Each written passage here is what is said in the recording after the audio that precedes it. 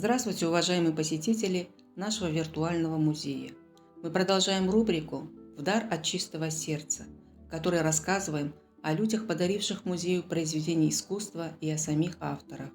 Мы искренне благодарны тем, кто без оглядки творит добрые дела, неся радость людям, делая искусство общедоступным и внося вклад в его развитие и сохранение. 6 января мы открываем отчетную выставку за 2021 и 2022 годы. Эти 2 года по пополнению фондов были так же богаты, как и предыдущие. Были большие проекты и знаменательные даты, по результатам которых прошли выставки, и с этих выставок в фонд музея поступали работы коллекциями. Так, например, в 2021 году по договоренности администрации музея и куратора проекта Лидии Дроздовой проходила выставка алматинских и астанинских художников «Где и где» в Караганде. По итогам выставки 17 авторов-участников подарили фонд музея свои работы. Многие художники для нас оказались новыми именами, такие как Насанбаев Марлан, Слабоспицкая Вера, Максименко Татьяна, Макаров Георгий, Цой Виктория, Антарбаев Махсат, Ведерниковы Максим и Евгения.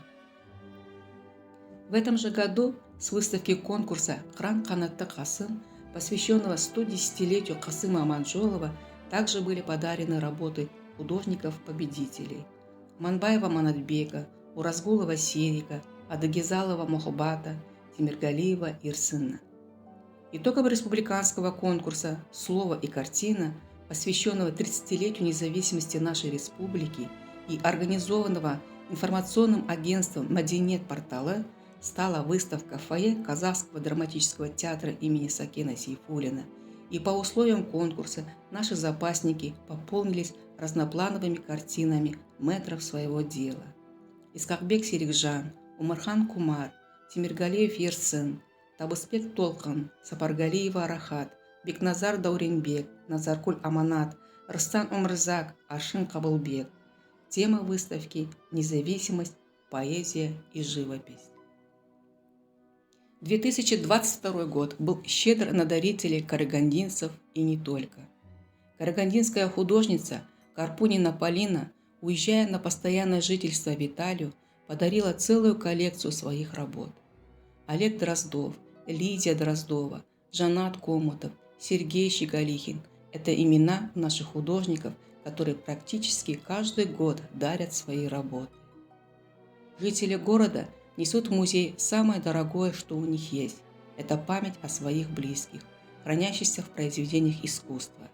Так оказались у нас работы репрессированных художников Виктора Михайловича Козлова, Льва Михайловича Примирова, Роберта Андреевича Граппа. Прибалтийский художник Даниленко Валентин в очередной раз подарил в фонд музея не только свои литографические листы, но и графические работы других прибалтийских художников. Художницы из Астаны Нугер Динара и Урисбаева Гульнара также пожелали, чтобы их работы оказались в наших фондах. Всех упомянуть невозможно, но всем мы говорим спасибо от чистого сердца. Мы благодарим художников из других городов и даже стран, которые от чистого сердца дарят работы в фонды нашего музея. Ведь работы, переданные в фонды музеев, это работы, оставленные в вечности, которые будут всегда культурным достоянием страны и народа.